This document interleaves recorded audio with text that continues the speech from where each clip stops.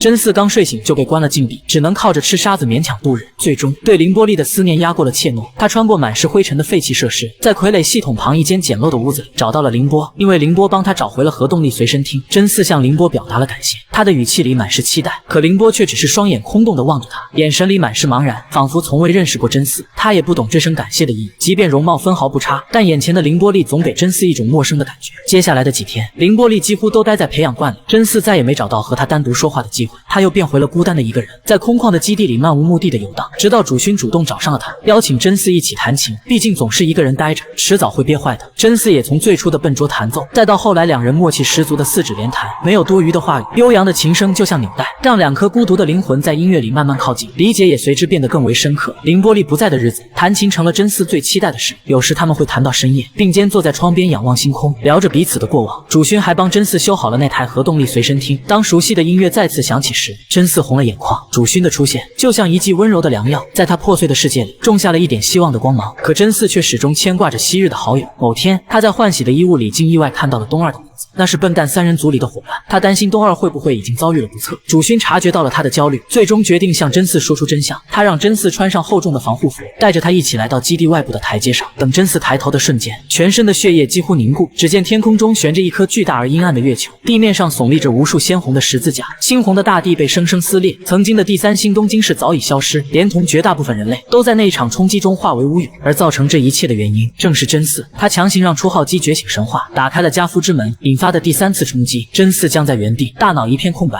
他只是想拯救凌波丽而已。真嗣怎么也没料到，自己只是想留住在乎的人，却因此毁灭了整个世界。巨大的绝望瞬间将他吞噬。